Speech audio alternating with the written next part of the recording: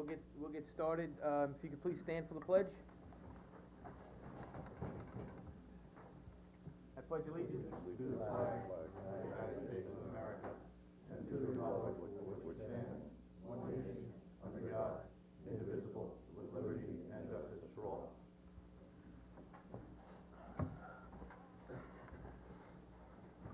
Okay, welcome to the August 16th, 2018 Town of Riverhead Planning Board meeting. First item on our agenda today is the Long Island Sports Park.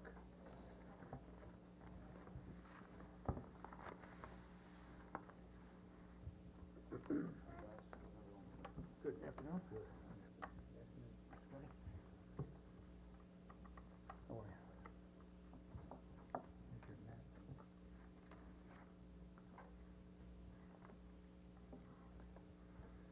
Okay, we're here to talk about the fencing, right?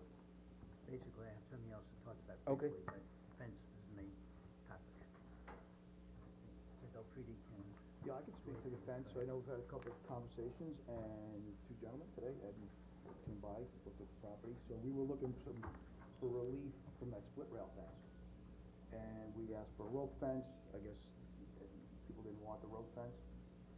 So, we were gonna, propose putting, it seemed like the reason you want the fence is for festivals. So we were gonna propose putting in, like a snow fence when we have festivals. This way it would prohibit people from coming over near that lake at all, you know, any of the lakes. So that was our proposal. And you guys came to the property today. I guess there was some discussion if we needed a fence at all. I'll leave that in your hands. You didn't bring up the snow fence earlier today, but did you bring the letter from DEC? The Yeah, email? I've had some correspondence with the DEC, so I have, it's not a letter, it's an email, Give that to the chairman. from Christine Knoll. It's just one letter. Basically, the background here is, we do disc golf on the property. One of the avid disc golf players works for the DEC. In just friendly discussions, he says, it seems strange, you shouldn't need that. He put me in touch with Andrew Walker, I think his name is, at the DEC, that's his boss. I spoke to Andrew a couple times back and forth, he showed me some maps, he didn't really know the answer, he didn't think it needed it. He put me in touch with Christina Knowles, that's who that's from, and, you know, that's part of our email chain. I think one of the problems here is we're calling it a lake. It's really a pond. Yeah, it's an irrigation It's pond. clearly not a lake. I did go there today, and I think it's obstructionist to put a fence around it. It's clearly not needed. I think it's a huge waste of money for the applicant to have to put a fence around something that no one's ever gonna go near anyway. There is natural buffer, and it's tapered. It's not like somebody could look over and fall in and drown. I don't think it's needed, that's my opinion, I was there. I could tell you historically, when Shulman had the golf course, he went to the DEC and I went with him. And they did not think that these were problem areas, and so he had no fence at all. And the commissioner was at that meeting, and they saw this map and said there wasn't a problem. So that's the history of it. I feel, excuse me, I feel pretty much the same way. I was the other person that visited today, and clearly, it's natural. I'd rather leave it in the natural state rather than, you know, I mean, I can't see where it's really any kind of an obstruction or any kind of a, you know, a situation that we should be all that alarmed about. That's my personal opinion. Our number one job here is public safety, Yes. and I don't believe there's any, chance for a public get hurt by fencing or not fencing the pond. That's my opinion. I think we should talk about the previous use compared to what the use is now. I think the last time you were here, you told us that there was only one event that had been planned, but now we're understanding that there's many different events. There's a couple events, there's not, you know, many, there's maybe 3 events planned, 2 events. It's not a tremendous amount of events. But the events don't happen anywhere near the pond. There's like a venue area, and you saw where the stage was, it was left over. We had a 255 rodeo that happened last weekend. So it was a great day for you guys to come by, because you saw exactly how the stage was, where the patio is. And it's not, they don't go, there's no reason to go by the lake, it doesn't happen. only thing that happens near those lakes are disc golf and foot golf. And those two activities, we maybe do 150 people, maybe 200 on a busy month. And it only operates 9 months out of the year, so there's almost no activity there at all. What about running events? Do you have any kind of running events? Yeah, we do running events, there's paths, you know, one of you guys was saying with the paths, that we'll run on that path.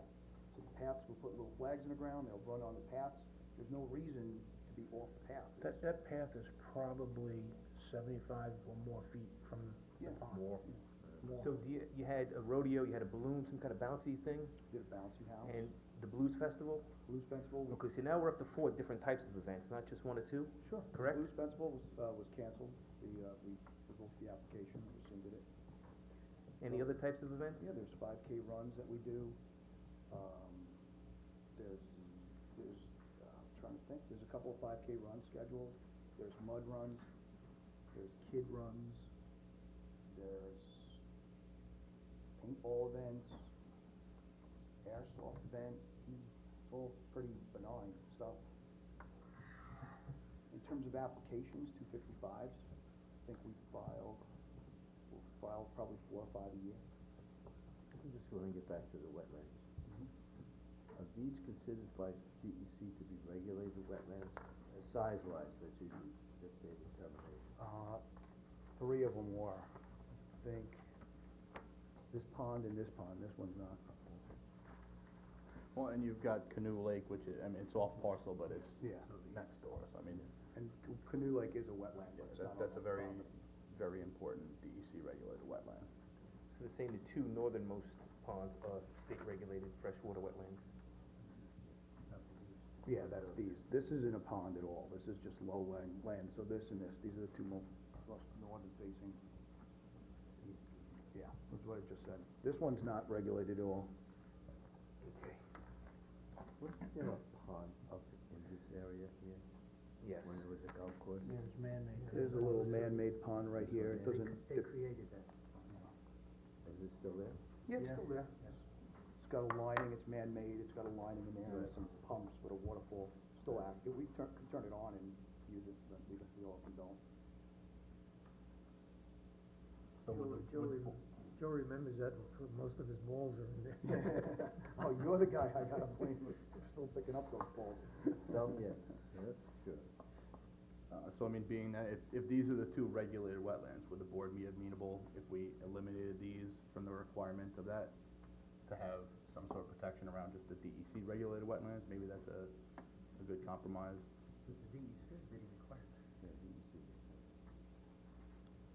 And as the gentleman said, when you go down here, you see it's kind of a natural barrier, it's grassland and woodland, we don't, you know, as it tapers down, we don't mow that, we don't maintain it, it just takes care of itself. I'll leave it to the board.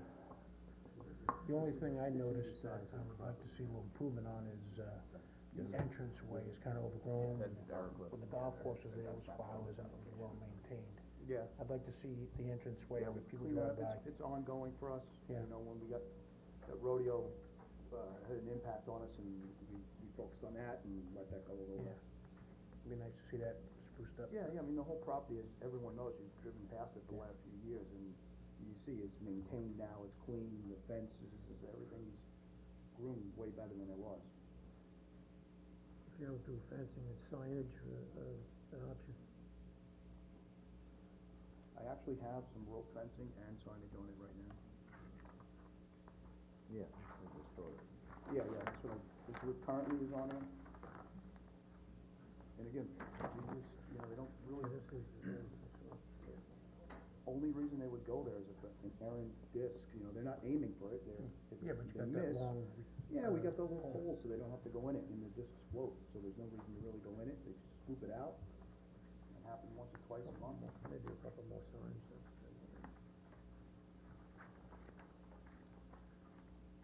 All right, so it sounds like if you maintain what you have there, it would be acceptable.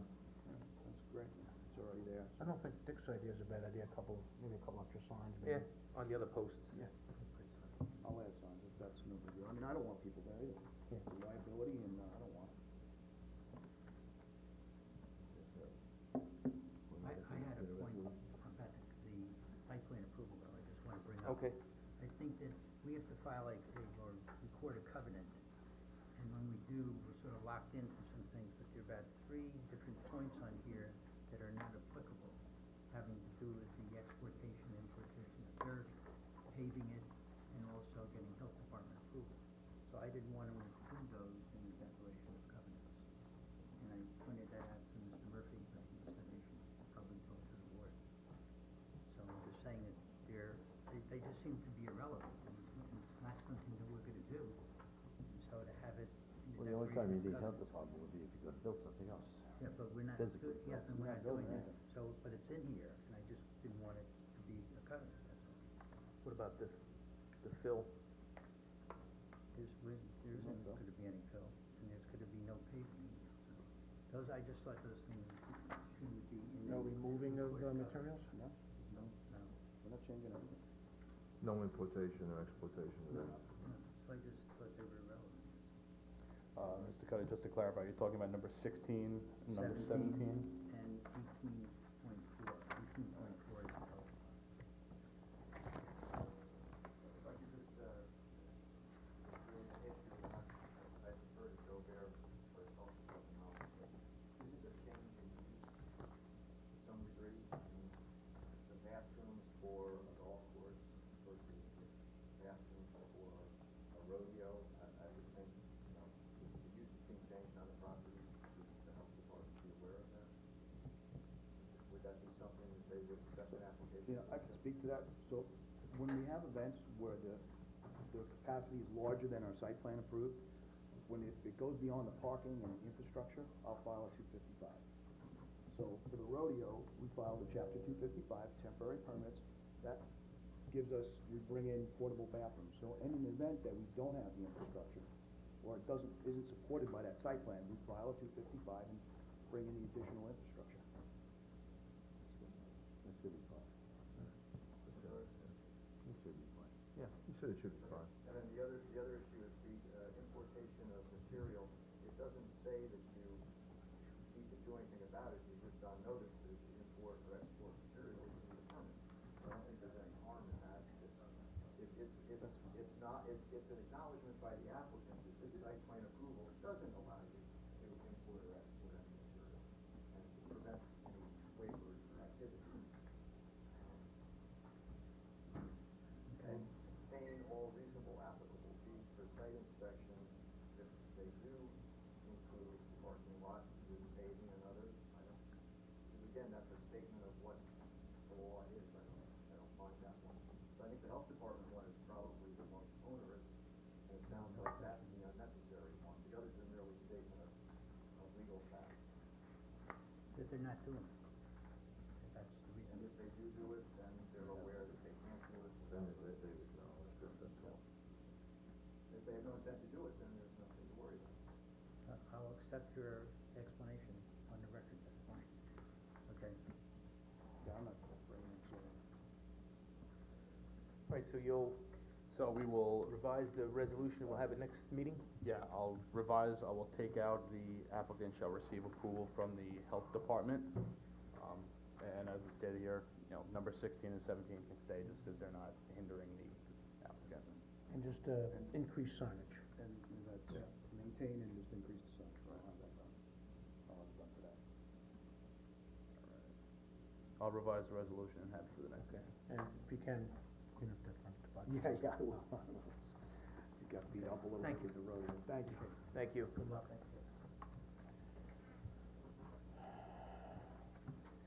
Next item on the agenda, number 2, is Sprint at 205 Fresh Pond Avenue.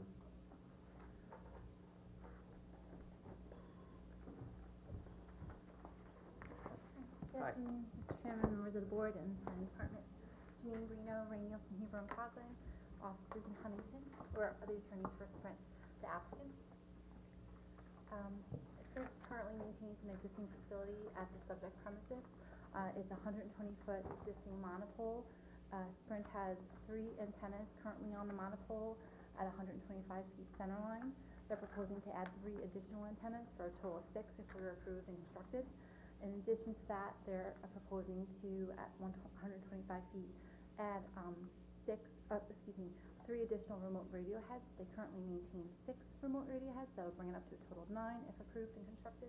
They're also proposing to make a couple of minor modifications in their existing equipment area. It's about a 9 by almost 6 foot equipment skid on the ground at grade, and they're just doing a couple of modifications in the existing cabinets. Is that pole, a monopole enclosed? with the equipment? No, it's not a stealth pole. It's a traditional monopole where the arms are on like those platform mounts, so it sticks out. I actually have photos for the board. We had conferred with Mr. Bergman regarding the application for today's meeting, and I know that one of the recommendations by staff was that the drawings be revised to contain a note that Sprint's proposed antennas and remote radio heads be painted to match the existing pole. We respectfully submit that the color is already similar, and I have the photos and the cut sheets for those proposed antennas and remote radio heads. So would respectfully submit that it's really not necessary, but again, I have it on packets for everyone.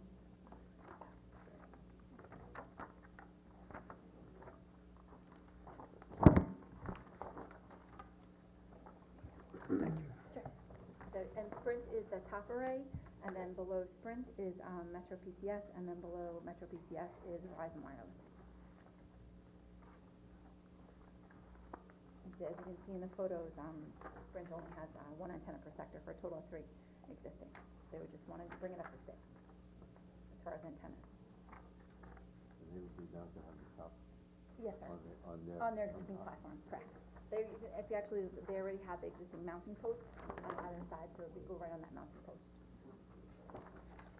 So, just the typical questions I already asked Greg, and just for the record, the structural analysis was signed off by a PE, that monopole can handle the additional load, Correct. and that's clear on the. Yes, sir, there were actually 2 analysis that were done. One analyzed the existing tower structure and foundation. That found that it was stamped by a PE, dated June 12th, 2017. That report stated that the tower structure and foundation have sufficient capacity to sustain the existing as well as proposed equipment. And then there was also a structural mount analysis, again prepared by a PE, last dated March 9th, 2018, which analyzed the existing Sprint antenna platform, and found the existing antenna platform to be adequate for the existing as well as the proposed loads. Okay, and the FCC compliance report, takes into account the additional antennas and everything that's there? Correct, and the existing, the proposed installation, the level is, of the FCC limit is 1.6545, so we're well below 100%. Are the additional antennas for better coverage, or is there another reason? It's for, it's like they're 2.5 gigahertz, it's, yeah, it's just kind of coming up to, better technology, yeah. You mentioned, work in the ground area. Correct. Generators? No. No Okay. generators are proposed in this application, and I don't know of any that are coming down the pipe, but no, it's just, battery strings and just a couple of little rectifiers in existing cabinets. But they are, I'm sure you've probably seen other applications, generators are popular nowadays. All right, I don't have any other questions. So just the one thing, the resolution that the board does have did include, as Ms. Brino said, that the site plan shall be revised to include a note that the proposed tower shall be painted to match. The surrounding area is very wooded. I mean, it's not something that's, if the board is okay with that, we can strike that from the resolution and they can just, go forward with it if the board's okay.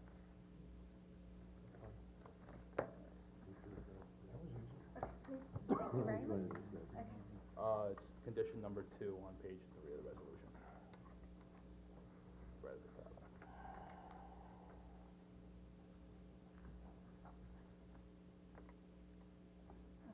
Thank you. Okay, thank you very much for your time. Have a great afternoon. Take care. Thank you.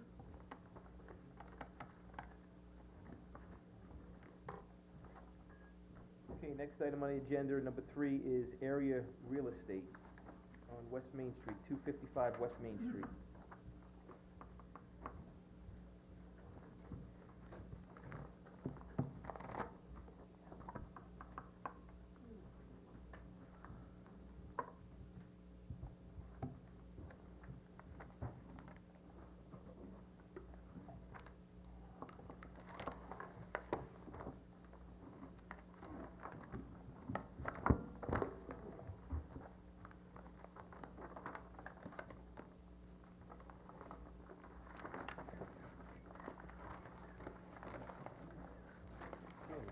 Hi, I'm Keith Archer, Harris Boom Archer, represent the applicant, Eric Mann from Bowler, the area is to my right. And the client is here somewhere.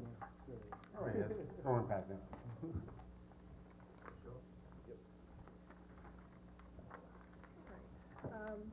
Everyone should have gotten my report on the project. If anyone needs an additional copy, let me know. I have additional with me. This is a application to demolish an existing building used for car repair and construct a 3,062 square foot retail convenience store with associated site improvements on two parcels at 243 through 245 and 255 West Main Street. The parcels total 39,918 square feet, and they're on the south side of West Main Street, across from and just east of Osborne Avenue. And they are in the Peconic River Community Zoning District. Associated improvements include a paved parking lot with 17 parking stalls in front of the building, two two-way access driveways, curb cuts, sidewalks, drainage, landscaping, lighting, etc. The westernmost of the two curb cuts would not allow lefts out. We had a pre-submission meeting on January 16th, 2018.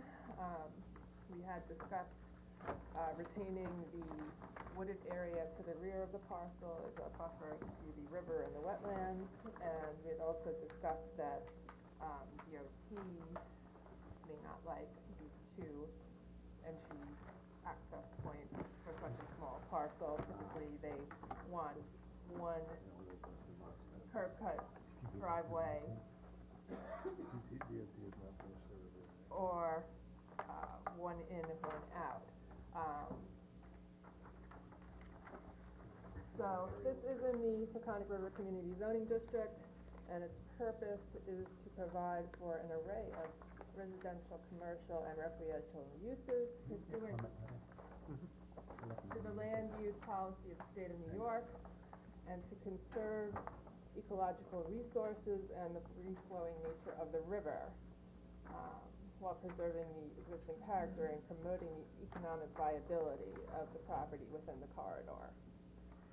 So it's on the south side of West Main Street, it's on the Peconic River, it's across from and just east of Osborne Avenue. The westernmost parcel is vacant, the easternmost parcel has a building used by a car repair business. There are 3 existing aprons on West Main Street. To the west of the site is a parcel with a vacant commercial building. To the east is a single-family residence. The uses across West Main Street to the north include Henry Perkins, which is a residential facility, and an office building. The site does include New York State DEC and town CAC freshwater wetlands. Approximately half the site is within the CAC wetland jurisdictional area of 150 feet from the wetland boundary, and about a third of the site is within the DEC wetland jurisdictional area of 100 feet from the wetland boundary. You can see that in figure 1 on page 2. Again, that's an approximation from the GIS. So on pages 3 and 4, I did provide some pictures of the existing site. The site is within the Riverhead Historic District, the Riverhead Water and Sewer District, and the DEC Community Rivers area. There are water and sewer lines in West Main Street. The site is also within the boundaries of an archaeologically sensitive area as per the New York State Historic Preservation GIS system. In the PRC zoning district, retail stores are permitted. Since a convenience store is considered retail, use is permitted. Is it a wet store or a dry store? It's supposed to be a 7-Eleven. So, that would be a wet store. The town's environmental planner recommended that the action be classified as unlisted.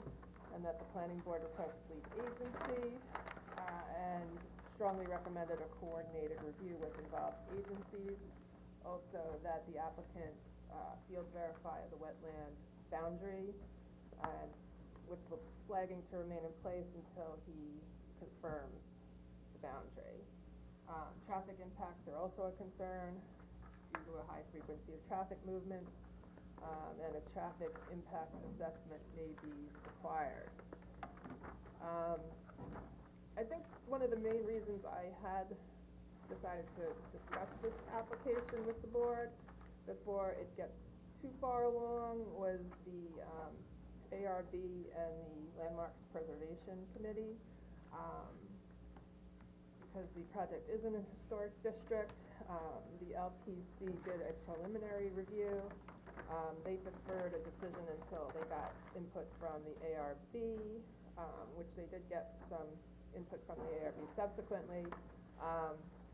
The LPC was not pleased with what they characterized as a standard generic design. Also, the parking in front of the building was an issue. I do have some elevations of the building. The board wants to take a look at that.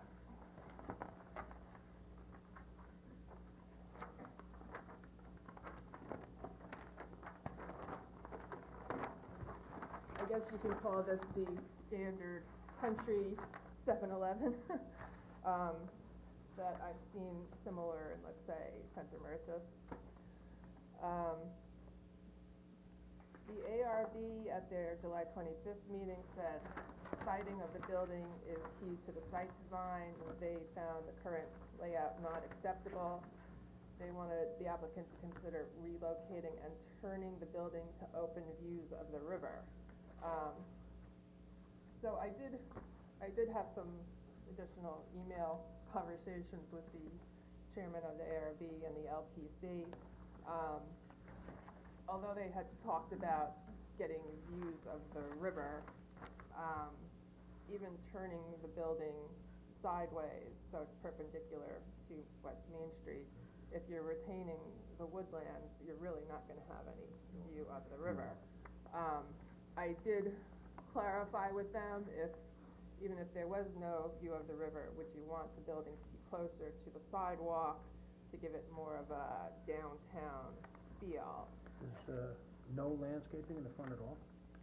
No, there is, there are trees they're proposing, and I did size. recommend that they provide, some low hedges and some additional landscaping to kind of, if they were to keep the parking in the front, that would kind of mitigate it a bit. But they did, the ARB, LPC did say they wanted the building changed anyway, irregardless of whether there would be any view shed. So I had requested that the applicant perhaps bring some alternative sketches, but I don't know if they did or not.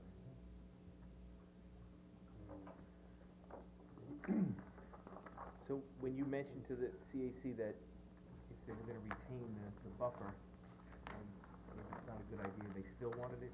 They still wanted the building location changed and turned perpendicular to West Main Street. So it would be more like a downtown type facade, and parking wouldn't be in front of the building. If you take a look on State Route 24, as you head south towards Southampton on your right-hand side, there's a brand new 7-Eleven that was built in the last couple of years. They turned theirs sideways with the parking on the side. So if you want to get a feel what that would look like, there's a real-life example right nearby. This is the Center Meritus model, you say? I wanna see the East Hampton model. No, I think the elevations are important. So I will,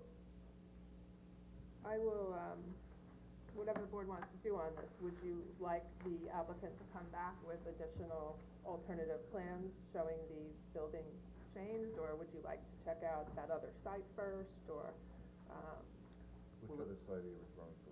the one that Jeff just mentioned. 24. Pretty familiar with that one, I don't, you know, I'd have to agree a little bit with Ed, and I'd like to see something else in there. Nice. I mean, we Well, looked I'm at, not talking about the elevations right now, I'm talking about I know. the layout. Orientation. we did maybe a dozen different, quote, flipping the building, turning the building, and most of them didn't really work, either work with the access or really change the parking. I mean, it really, or gave poor visibility for my client, so a lot of it, and we did that initially because of the whole corridor view, but the view's not, you know, like you said, with the trees, the view's not gonna change. We've tried, you know, so originally, when I purchased both lots, I did it to leave a lot more open space than just putting it on the one lot. I mean, I kind of did that with, in mind, and also we've, spoke to the supervisor about providing, access to a river walk that she's looking at doing, providing an easement so that there could be a walkway from the park all the way as far, west as you're eventually planning. So people could have access to the river. But I really think it was really tough to really change much about the direction of the building or put the parking in the back in the wetlands. I mean, you know, we can move, we can move it over a few feet or something like that and have less area to the dumpster or less of a sidewalk, but I don't think there's a lot we can do that would make sense and also make it convenient for the public too, you know, and also easy access in and out, otherwise you're going like across the whole park, it was kinda, I mean, Yeah, I mean, just, you should really talk yeah, about from the it some more. design process standpoint, you know, obviously, we were sensitive to people entering and exiting the site and also making the deliveries work. So this is kind of pre-designed where we recognize also the DOT may not be in favor of the westerly curb cut. So if we lose that, the site still functions wherein the deliveries can come in, pull through the site and back into the loading area out of the way and then pull out head first. So it's a very easy maneuver that's not really gonna impede, you know, the customer traffic. So it's pre-designed to lose that curb cut, and at the same token, looking ahead for the potential, you know, water access or boardwalk or whatever it's gonna be, it's pre-designed so that the pedestrian access from the right-of-way is also aligned with the intersection point, so that then that could be carried through, and the vistas we'll get are through this side of the site. So we've kind of taken into account all of these potential design elements and tried to pre-design around that, and thought we came up with something that worked well. And certainly, the tenant, they sell convenience, so parking in front is important to them because people pull in and they wanna pull back out. You know, there was discussion of parking behind the building, and historically for them, the stores just don't survive.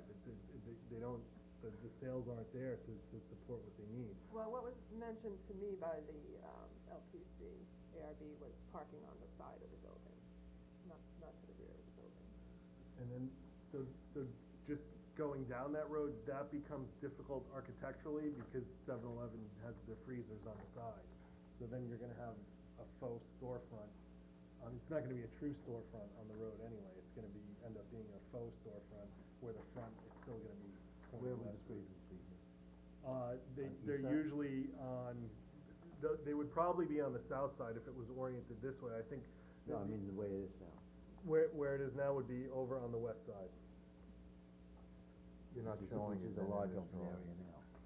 Correct, and more than likely, if we end up going with some sort of pitched roof, which we're willing to, we're gonna have to put our HVAC somewhere, so it's either gonna have to go behind the building, or this area is kind of pre-designated to accommodate that. So again, we're kind of pre-designing for all these contingencies along the way, that navigating all the different agencies we have to get through. Is that drawn to any kind of scale? Yeah, I mean, this is the half-size version, but yeah, it's a scale rendering. The reason I'm asking the question is just to see if that would actually rotate, You're rotating into the entrance. Yeah, It makes it very yeah. tight. So, It makes it, and that's the Right. thing, for the better visibility of the building and for the pedestrian access way we're trying to create, it would be better to go to the east side of the site. Now we're shifting the curb cut, which is gonna have to be in front of the building, closer to the intersection again, which is gonna be against what the DOT is gonna ask us to do. we So- even, tried putting it in the corner, we tried making it catty corner to try to do that. Also, I mean, from the aesthetic standpoint, you know, we didn't take the traditional cookie cutter, you know, box, and we try to do it with, you know, more architecturally and the pitched roof and everything else, which, you know, the supervisor had asked me to do, and if you want me to work with you on some tweaks to that, I mean, that's fine, that we can do. I think it's just gonna be hard to recite the building more than a few feet in either direction. Well, just to reiterate, the architectural review board was not happy with the look of the building. Neither was the LPC, so I think, Do we have their reports? I included it in my report, which they said, the ARB said siding of the building is key to site design. Current site layout is not acceptable. They wanted to relocate and turn the building. The LPC thought that the elevations were, with the generic design that could be built anywhere. Also, they did not like the parking in front of the building. Again, I didn't print out the email that I had gotten from them afterward, but the ARB was reiterated, even if you couldn't see the river, they still wanted the building closer to the sidewalk and turn. That was the basis, I think, for their comment about rotating the building, is that, excuse me, they wanted the view shed to the river. Right. But you're never gonna have it because Well, again, it's pretty thick to reiterate, vegetation, you they can't said that touch it wasn't anyway, their it's only DEC concern. protection. They felt that having the building closer to the sidewalk would give it a more downtown feel, like, as in the rest of the downtown area, you have the facades right up to the sidewalk. Do you think a different design to the building might help the situation? Just a different, I mean, I'm sure there must be many designs for 7-Elevens, I mean, they're all over the country. Yeah, I mean, we did layouts with a square building, like a 56 by 56. We did layouts with what they call a home plate building, which is almost triangular, where it's usually for lots that aren't very deep and you can fit it. And again, we're mostly handicapped by the fact that we're probably gonna need our access somewhere central or easterly, and ideally for better visibility, because when you look at the aerial exhibit, you have the residences here right up on the road with significant trees we're not gonna touch. We need the visibility eastbound, so it becomes very difficult, cause siting the building, we're putting it right where we really need our access point. I mean, I don't think, I mean, once people know the 7-Eleven is there, I think it's gonna be well visited. I don't know if, you know, it's gonna be a lot of people passing by going, oh, there's a 7-Eleven, let me stop. But again, I just wanted to bring it up because, you know, I didn't want the applicant to go too far down the road with changing the layout and what have you. If the board would feel strongly that it should be kept with the parking in the front yard the way it is. If the board wanted to go forward with the ARB and the LPC and for them to look at some alternatives, that's perfectly fine. For now, I think just let us swallow it and digest it a little bit before we actually get an official position on it. I mean, this is just coming to us for the first time today. I have a Could couple you, of could you questions. give the board the Where do copy you stand with the of what WSA? the What's ARB It's right in my Submission's report, in, I it's been said for it about 3 verbatim. weeks now, Verbatim in so- here? Yeah, on page Yeah. 5. It takes Very time, young. it takes time. Okay. The second thing is, looking at the aerial, I see the fact that you had auto repair there, and it looks like there's a lot of abandoned cars in the back. That, I assume, will be removed. Everything will be, yeah. Sure, and, Reclaim that. and also the fact that with this use, you may have to do some boring. as Well, far as looking just at to the tell ground. you, We did there we was a already had a boring, phase one, yeah. there was a boring Yeah. done, and there was a note about a strong petroleum odor. So I did indicate in my report that a phase 1 environmental assessment should be done, and, We just got an NFA from the, DEC for the site, that for whatever issue was in the past has gotten resolved. And we just had a phase 1 done, in the last couple of weeks, and it came back fine. yes, If you want a we'll copy need of it, I that, can- and Sure. the The important part was getting that NFA letter, that Yep. there was no further action for something that happened a zillion No, years but ago, it- they never it- took yeah. care of. Yeah, we The wanna work make was sure completed. that Right, if there yes, needs which to we be have from, any yes, remediation Right. done, that it gets done. right, We wanna absolutely, make sure there's no remediation either, because we're buying it. right, Right. yes, yes, Exactly. yes, I'm not looking to have somebody else's problem, I'm looking to clean up something and make it look nice for everybody, and that's what I'm, here to try to, accommodate. like. I'll get all to that. Yeah, well, let Karen keep going through. Zoning Board of Appeals, basically both parcels are substandard, and even when merged, they're substandard. They were both purchased in 1997 and would be considered merged by an operation of law. I spoke to the planning board attorney, and it was determined that if the parcels have been single and separate ownership from the adjacent parcels since the enactment of zoning, no variances would be required for the substandard lot size and frontage. So I did, let Mr. Archer know about that. Right. Also, it appears a variance may be needed for impervious surface once the wetlands are delineated and subtracted from the lot area, and the impervious surface for future cross-access to the adjacent parcels is shown. Okay, I'll take this back and so you can look at the site plan. So the amount of impervious currently proposed is 39.96, and 40% is the maximum allowable, so they're very close to the edge there.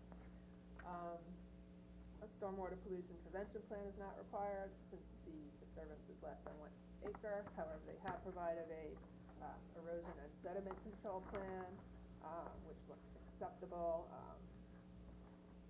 The town engineer had a few comments about drainage and other things. Again, I won't go through this thing with the wetlands again, but they will need permits from the New York State DEC and the town CAC. I did provide the wetland report that the environmental planner will need to look at once it's completed. They'll also need a wild scenic recreational rivers permit from the DEC since they're in the community river area. Have actually more impervious surface, actually. The parking calculations indicate 13 parking stalls are required and 17 are provided. Maybe we might like a little more, but they meet the parking requirement, they exceed it, and since there are environmental constraints, I wouldn't recommend additional parking. I'm not gonna go through all of the site plan comments, but I did want to note that in addition to the wetlands, any slopes in excess of 15% need to be subtracted from the lot area for calculation of the zoning requirements.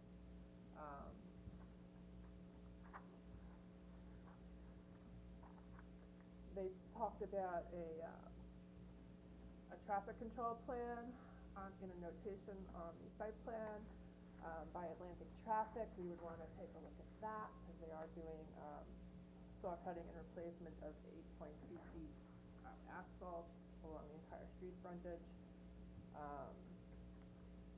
Exterior lighting, none of the lamps, all of the lamps except one, which we have no information on, exceeded the 3,000 Kelvin limit, so that would have to be fixed. Also, there was one fixture that I'm not sure whether it would be for cutoff or not, so we need additional information on that. I also noted a couple of lighting fixtures on the utility poles that were pointing away from the street, in addition to lighting going towards the street. So I did inquire of the town engineer, and apparently there was some sort of LIPA program where property owners could get additional lighting on their shining on their property, on the utility poles. So those lights are not maintained by the town. So, these are too high as far as our dark skies ordinance.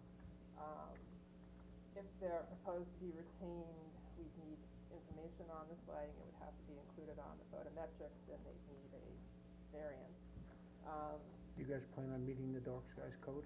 Yeah, we do not intend to use those lights that are there, and Yeah, if we have they can be control over them, they'll removed, come down. that's fine. Right, if we can, Um, right. Was PSC, was the lighting company ordered to do that through some legislative law? No, Had to no, do it. no. No, the property owner would request it, because they wanted to light their property. At one point, there was a, not approved, car lot on the property, so I'm assuming that's probably the time when they had this lighting put in. Also, the lighting on the building elevations are wall packs, which doesn't match the fixtures and locations shown on the lighting plan. Again, DOT, we don't have a response from yet. I think it'll be very important to know if they want to have these two curb cuts. As far as, I haven't gotten anything back from the Suffolk County Planning Commission yet. Cross-access, the DOT usually recommends it. If parking were to be in the front, you would put the cross-access parallel with the, in line with the traffic aisle.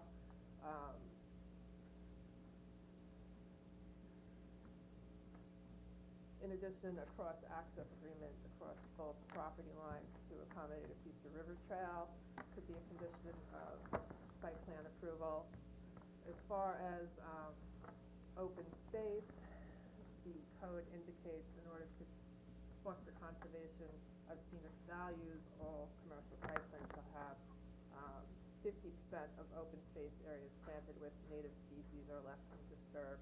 So I did go into, some recommendations about, doing a more varied type of landscape plan and using more native, plantings. The street trees, those were like the only thing that were native maples, but those grow quite tall and there are overhead wires there, so something more overhead wire friendly would be needed, and I made a recommendation regarding that. The number of trees may change based on the trees proposed and the number of access points that need to be subtracted from the frontage. I had a couple of comments about the, buffer, using a native evergreen species, giving us additional information about the fencing. Also, as I said, putting a row of low evergreen shrubs at the front of the property, and maybe some flowers. Or maybe even a raised bed in the front. If the committees are concerned about looking at parking, as I am, if you have the raised bed, you still see the store without seeing all the parking. When you say raised bed, you mean like a wall around it? A berm or a wall, whatever, Yeah, I don't something. think, they only have 5.2 feet at the front of the property, so I don't think they could do a berm there. Maybe a raised bed. The two concerns I have are the facade. I don't like the, stamped out, look, and the landscape. And those are the two concerns I have. I wanna be able to drive by that and be glad that. Doing like a low white picket fence, like a 2.5, 3, we don't wanna block somebody leaving, we want it low so people can see out their cars. Yeah. Why don't you make a note about that? With, And maybe the we can. facade is something I would spend a So little we, time on also. so, speak more about the facade. I'll give you the example. Sure, that's Look what, at the McDonald's in Riverhead, and then drive out to Matatuck and look at their McDonald's. Look at the Hess gas station in Riverhead, and then drive out to, okay. Waynescott and look at their. But I thought we were kinda, with the wood and the stone, we were kinda matching that kinda style. Well, maybe you need to bring in a color rendering, but it looks to me like those same plastic, wood slats on top of the doors. I want you to impress us. Okay. And we'll work with you. That's, so, can we kind of take our comments and come back with a prettier look for the outside, but leave the building where it is, cause I don't think we can move it? You okay with that, to move forward? You wanna digest it a We'll little yield on more? that, you we'll yield think on about that. it. Yeah, we'll think about it. Do you have anything else, Karen? I can- Still going I through Yeah, your I'm notes? still kinda going through. Listen, if I could move it, I'd move it, I mean, I'm trying to, that's why I said I bought the extra land, I'm trying to make it pretty, I was asked for the easement, wasn't even a condition of this, I agreed to that, listen, I wanna make it a win-win for everybody, I wanna make everybody happy. And if it comes to architecturally changing that a little bit, you know, we can, the only issue is when we don't do a flat roof, then sometimes the mechanicals have to be in the back or on the side, as I've learned from a project that I'm just finishing up in Oyster Bay, that I changed it to, you know, make the civics and everybody comfortable, and I'm okay with that. So I'm still waiting to hear from some other town departments, the title was incomplete and some of the, property descriptions didn't match. So that will have to be resolved,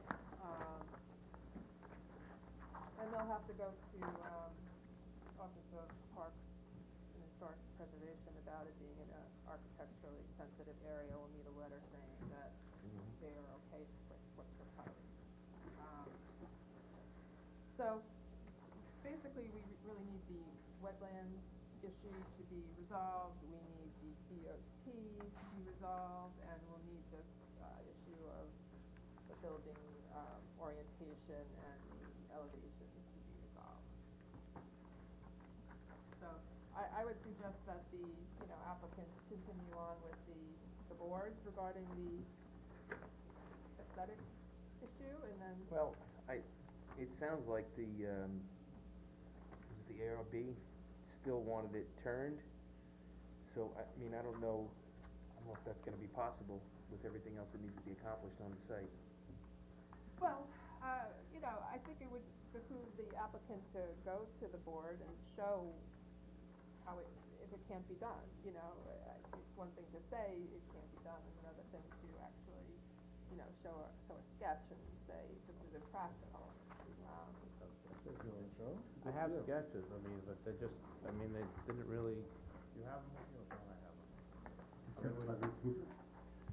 No, but that's another issue, that's not Okay. even, That's no, a they're whole not even separate happy issue. about that, that's Right. another issue, but we just try to see if, it made some sense, but like, again, it was, the egress kinda became terrible. So you have two And then you're gonna be dumpsters. looking at the side of the building, so instead of like, you don't like what we're doing pretty here, you're gonna have a worse view, cause you're gonna get the side of the building. So we have one just with the building shifted over one way as far as we could, otherwise it's the same thing you're looking at.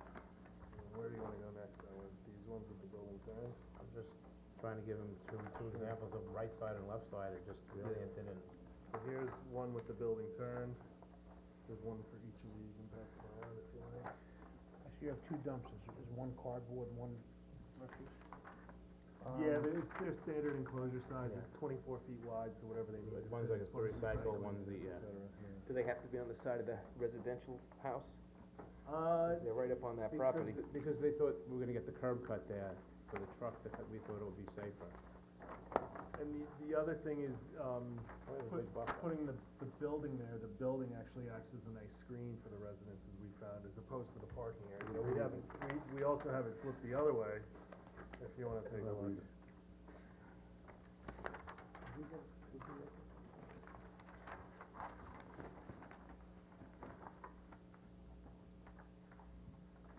You have more?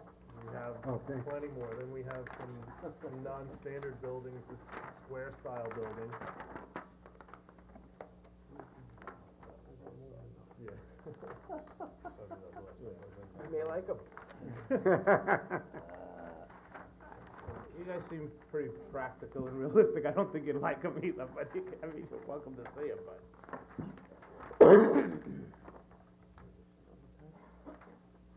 Cause we're trying to make sure that we're in line with the DEC and the DOT and the wetlands, and, we're trying to deal with all these different,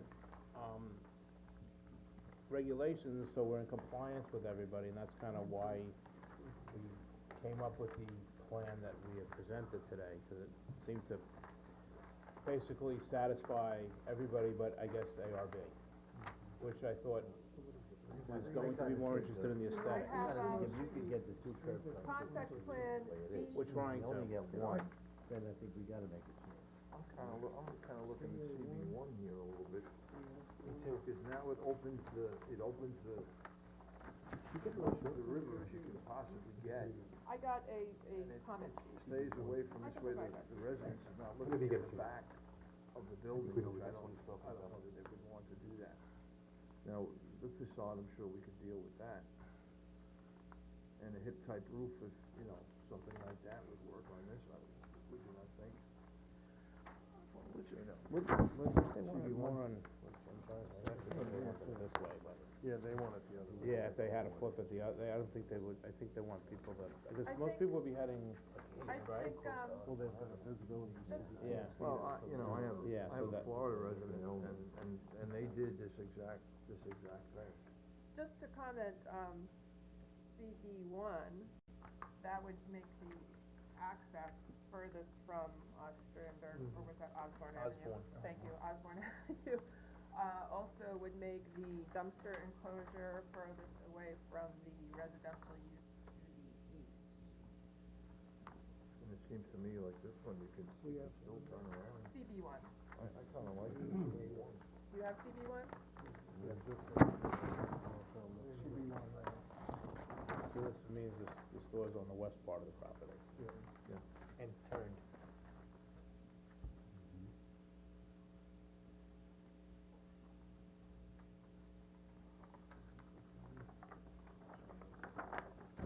And also the building is the furthest away from the residential use.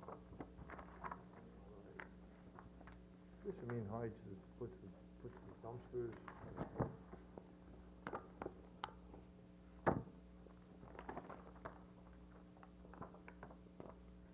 So I have three plans, CA1, CB1, and CF1. And here comes CG one.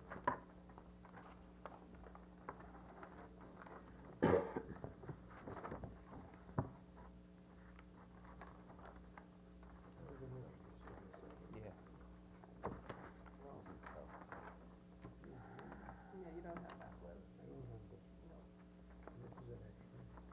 What do they prefer as a store layout? I mean, is it rectangular or is it square? They want, well, they actually wanted this, 70, was it 73 by 43, that's actually what they rectangular's better. wanted, I guess, so there's more frontage, more parking. You get the coolers to run the one wall, the, you know, the workrooms across the back, and then the cashier up front. Do they do any prep in the stores at all? No, Not no. installed. No, everything is brought in? Yeah, there's no washing, no, yeah, no. Yeah. Yeah, but I don't think they prep them. No, they just throw 'em on the rollers, yeah. I think they prep them.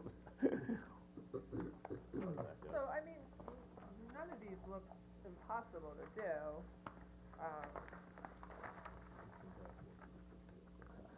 I don't know if the client, that's the problem, I don't know if they'll, that's part of my dilemma, because, you know, I've already invested a lot of money in this project, and I don't know if it'll go through if we have to turn the building. And then you'll be stuck with, 7-Eleven. right, and then you'll be stuck with what you currently have. I'll be out a lot of money, but you'll be stuck with this, you know, repair shop, so, I mean, and I'm not, and it's only because I've already kinda asked them and tried to, you know, so, they would like, obviously, the frontage and the parking in the front, they don't, have they turned buildings? Yes. Do they like to? No. You know, and usually that's because of the way, if the lot was long and deep, it would do it, but this, we have more frontage than we have depth, cause we're giving up about 25% of the lot, 150 by, 75 feet, we're giving up about 10,000 square feet in terms of the wetlands and the buffer already. You know, so we're actually giving, and then we're giving back the easement to the town for public access on top of that. I think if you don't get that other entrance, so we've gotta look at one of these.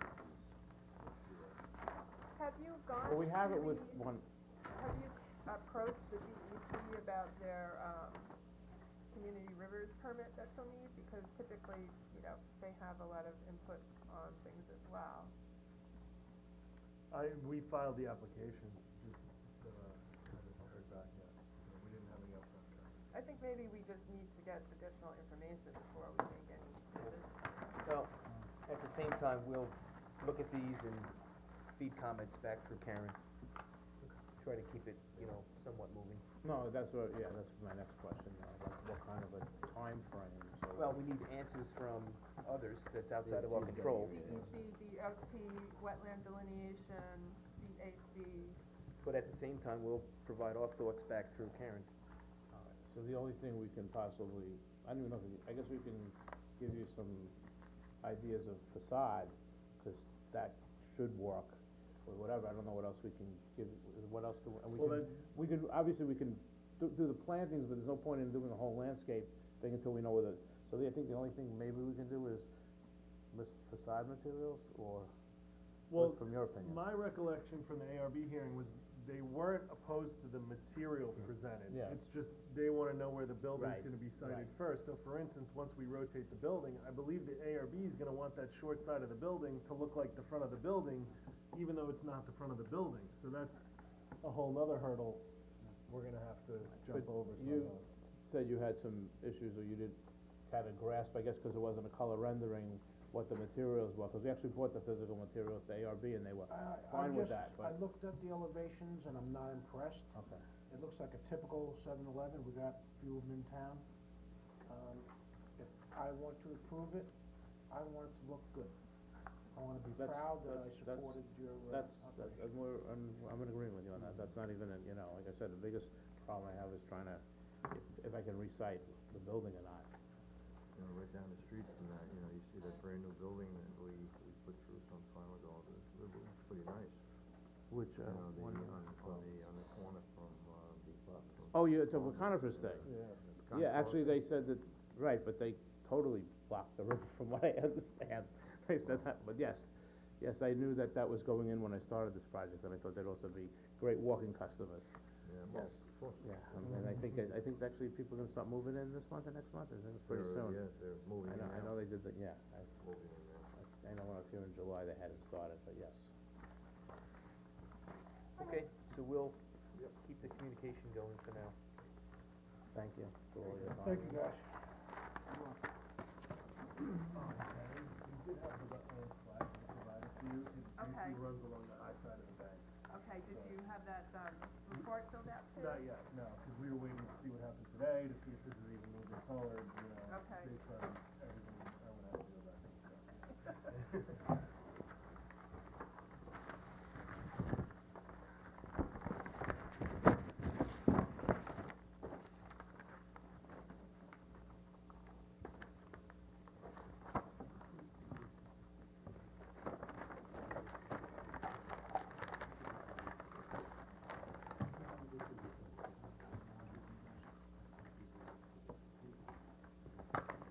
Okay, thanks. Thank you very much. Okay, next item on the agenda, number 4, is New Jerusalem Church.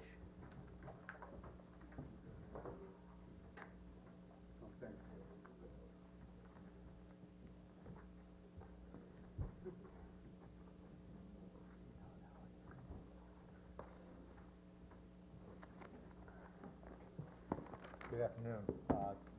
Jeff Murphy, from the town. Also with us is Todd O'Connell, the architect for the project.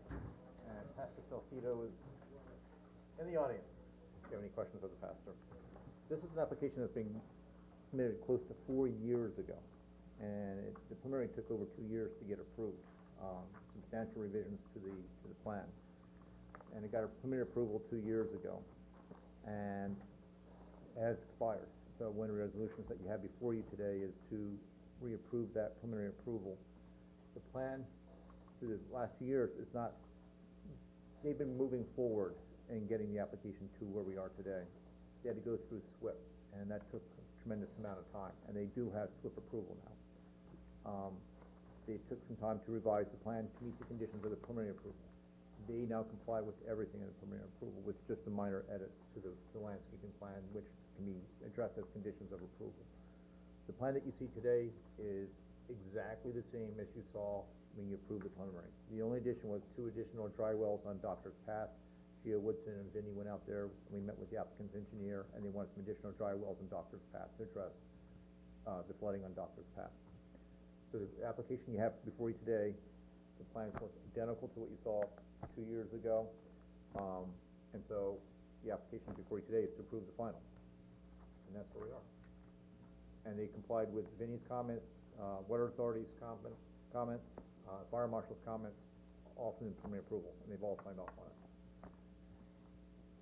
So the additional drainage that the highway, and Vinnie wanted, obviously they think that'll handle the issue that's there now? The problem is that there's a huge swale to the north of the property, that the watershed to the east of Doctor's Path is like 30, 40 acres in size. There's no way to capture that. And the north of the property is a swale that acts as a pass-through for the water coming through there. There's no way you can capture all that, but we have a condition in the preliminary that they are to leave that area alone, to let that water continue on its way. The two dry wells are kind of upstream on Doctor's Path to capture the water that's coming on Doctor's Path towards that low depression. So we'll capture some of the water coming down Doctor's Path going to that low area. Thinking 4 years ago, that's known as church time. That's right. So you have two resolutions, I'll tell you, first is to reapprove the preliminary exactly as you saw, and then to approve the final. And that's it. Everybody's happy? No issues. We'll do it under resolutions, a few minutes. Okay, great, thank you. Okay, next item is number 5, minor subdivision of Anthony Galfo. I have sent out an email to the board that, they wanted that to be postponed to September 6th. Okay. Number 6, Hamlet Professional Offices.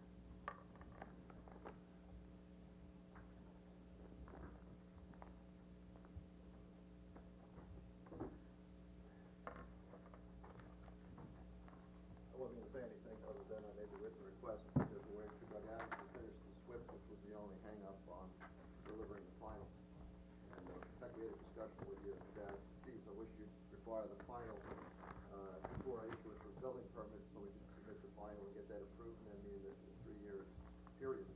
But you said that's not the way we do it, so you gotta submit your SWIP, and Doug Adams, unfortunately, on several projects, owes me the SWIP, and, that's the only thing holding up, the final. That's it. I put this down for discussion and, consideration of a resolution to extend the preliminary. I just wanted to touch base on the status of everything. So I did go through, and I think there's a little bit more than the SWIP to be done. I just wanted to kind of update you on the application and where we're at. I would say this, not to interrupt, but, and let Karen continue, that we've already revised the plan based on any other comments in the preliminary, but I figure I can't submit that until I submit the SWIP, so I've held up re-delivering the final plan, but, We had gone back and forth a bit with the engineering firm and plans submitted electronically, but this is the final plan that I had looked at November 9th of 2017. So just to kind of update you, we did get an email from the DOT that any of their minor design issues had been resolved, so it's just a matter of filing paperwork to get their highway work permit. The SWIP, they need to reply to the January 3rd, 2018 comments and get that approved. The town board did approve a resolution for the lateral water main extension. And I spoke to Mark Conklin, the water district superintendent, and he said the only things left would be to, get the 10-foot easement and to pay the fees that may have increased since the resolution was done.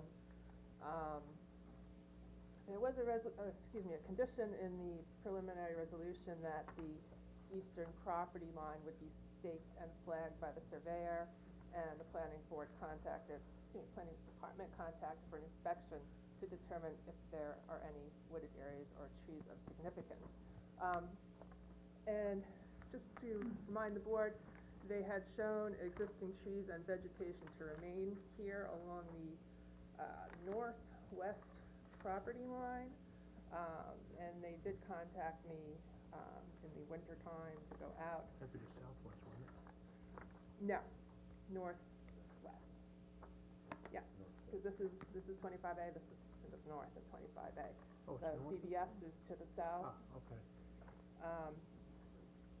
So I had gone out there and did take a look, and I had taken some pictures.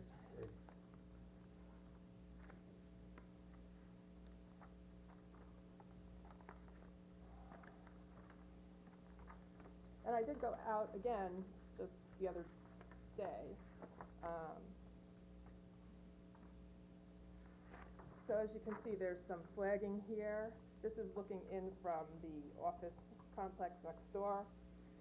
And you can see there are some trees of significant size. We met northeast, not northwest. Northeast, thank you. Northeast, this is to the northeast. One of the directions was off. But in any event, this is looking in from the office complex towards the proposed development. And as you can see, there are some trees that are of significant size on this property. Since the flagging was kind of very separated and there was a lot of vegetation in between them, it was hard to determine exactly, you know, where each tree was. But there are some big trees in the area. And then I did look at, and it appeared to be that the dumpster enclosure is at least partial, these people's dumpster enclosure appears to be partially on the applicant's property. And the woods seem to reach down further than shown, because you can see the trees very close to the dumpster enclosure. So I had sent an email about that I wanted some clarification on that, and that was back in December, and I hadn't heard anything. There was no response to that. So I think that's something that should be addressed. Give it, we'll respond to it. Give it. What's that? It's a given, and we'll respond to it. Because like one flag is down here and it looks like the dumpster enclosure is on the next door neighbor's property, but when you go up here and you kind of look between the two flags, it looks like it goes through the dumpster enclosure. And as I said, the trees don't stop here, they appear to go all the way down to the dumpster enclosure. So that should be addressed. By maybe showing the dumpster enclosure and, you know, updating where the woods are, so. But I think that the woods should be retained if they're on the property, and change the grading plan to show that they're not grades going through the woods as it's shown now. The ARB did approve the building elevations.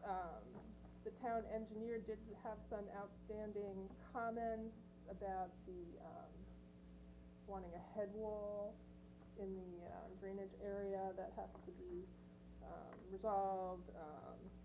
I'm not sure if all the changes the DOT wanted have been made on the actual plan. Also, just to remind the board, some of these conditions we had discussed at a subsequent discussion with the planning board, and the board had indicated that they don't have to show the electrical service lines and the utility meters and the electrical transformers, because they don't know where they're gonna be at this point, that we would substitute a condition that they would have to screen those items. I'll need some more specs on the RPZ device, and then the only other thing, the lighting code has changed, so the color corrected temperatures of the fixtures they picked will not be acceptable anymore, because they're over 3,000 Kelvin, and it looks like one of those fixtures has been discontinued anyway, so that will have to be updated. We'll need the planning board certification box on each elevation page, and then to change the lighting labeling on the elevations, which talk about these fixtures that they can no longer use. The only other thing I want to just go quickly over is that, if you remember, I guess during the public hearing and afterward, there had been multiple comments from the farmer to the west. We got a letter from him, didn't we? Yes, and I provided that to the board. He seemed okay with everything. One of the things he had asked for was fencing along his property line to prevent, like landscapers hitting into his deer fence, which they did show that, but he did bring up that the fencing goes all the way up to the front property line, which is really kinda not what we want. So he was amenable to having the fence start 25 feet back from the front property line, The neighbor. the neighbor. So I think we should change that. I think the other comment he had, he didn't want the trees to shade his lawn. Well, you did bring them back further. I didn't want to interrupt the ability to get this back to building. I mean, we'll work out this discussion and we'll submit the revisions and we'll submit it in advance. There was a question of, I can't eat up my land if you want me to plant the perimeter, I get that, I want to do that, let's do it. And then you tell me to move the plants further and further into my property. You've already moved them back, and the farmer seemed to be amenable to it, so. That's good, I'm happy, he's amenable, you're amenable, I'm happy. It was just cause he was concerned about people, exiting his gate, and that they have enough visibility, so that's why he wanted the fence brought back, so I think that's reasonable. I wrote up the extension resolution as a simple extension, so unless the board has anything they wanna change to it,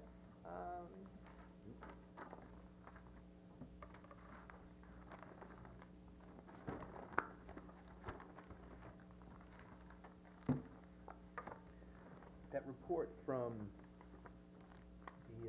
from H2M on the water extension, yeah, I just got that, you just got that? I just got that. They recommended several conservation measures. Yeah, that's I don't know how we,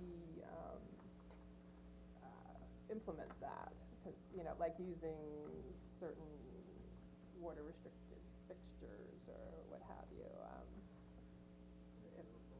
yeah, we could condition that, if the board likes. I think it was recommended by the water district, we should do it.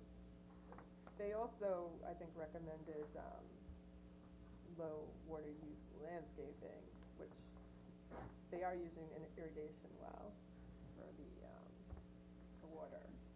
If you feel strongly about that, we could certainly change that, but we've gotten to this point. And it's the first I got a copy of that recommendation. I don't think we have to change that, but everything else that they mentioned, I think we should make it as a condition, as long as you don't, not opposed to it. Yeah, I think at this point, I'm just looking for the extension of the preliminary, because I'm gonna resubmit the final, and you're gonna say this works or doesn't work based on what we just spoke about, so we'll have a, take on the final vote. Okay, very good. Doesn't seem like anything major. No, I just looked for the extension, and I wanna make sure, I'm already some here, so I think I'm gonna get it, but I mean, it's a detail, so wait. We haven't seen you in a while either. You know, I'm trying to do that retirement deal, but I haven't planned to go down into it. All right. All right, thank you, Karen. You up? Hopeless, Mr. Ellis. Encouraging. Thank you. Okay, before we vote on the resolutions, anyone from the public have any comments on the resolutions? Any public comment on resolutions? Okay, number one.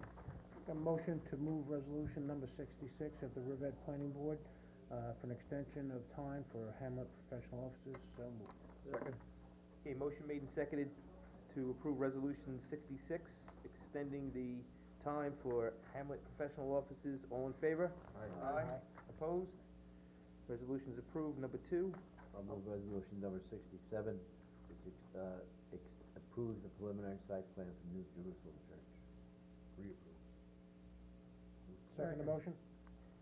Okay, motion made and seconded to approve resolution 67 to reapprove, an expired preliminary site plan for New Jerusalem Church. All in favor? Aye. Aye. Opposed? Resolution is approved. Number three. I'll move resolution 68, New Jerusalem Church, resolution approve the final site plan application. So moved. Second. A motion made and seconded to approve resolution 68, final site plan approval for New Jerusalem Church. All in favor? Aye. Opposed? Discussion on this next one. Jim, you went through this, 219? Yes.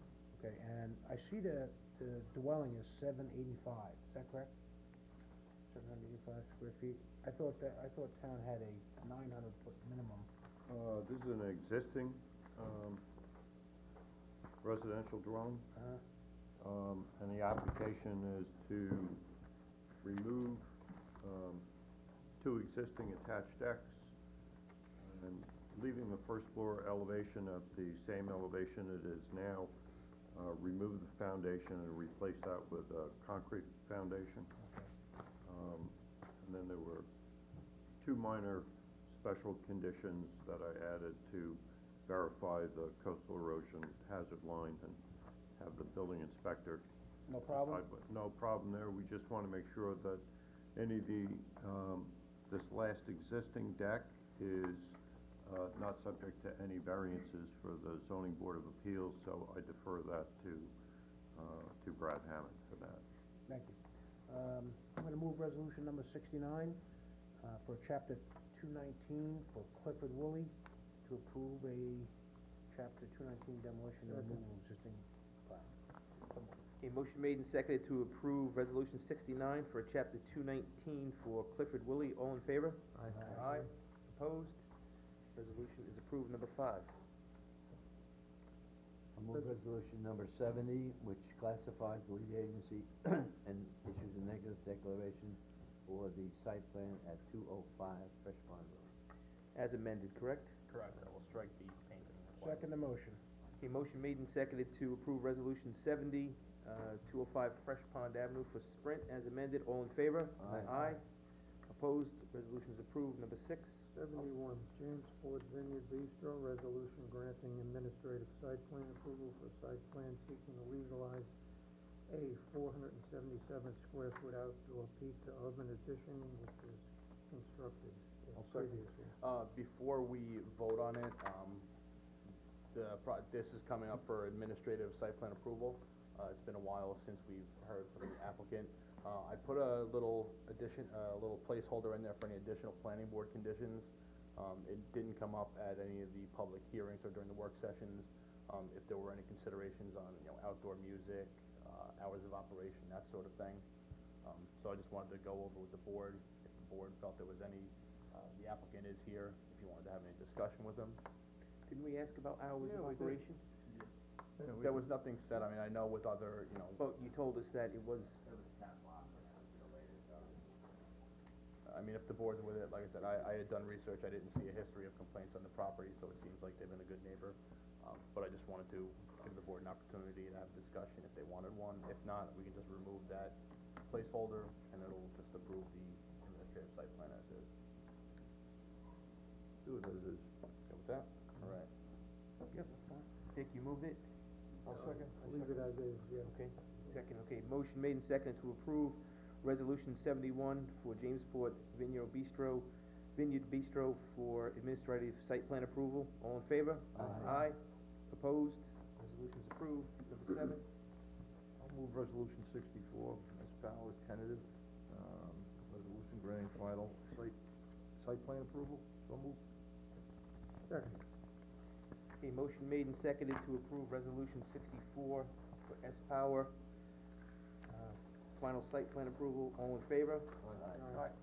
Opposed? Aye. Passes 4-1.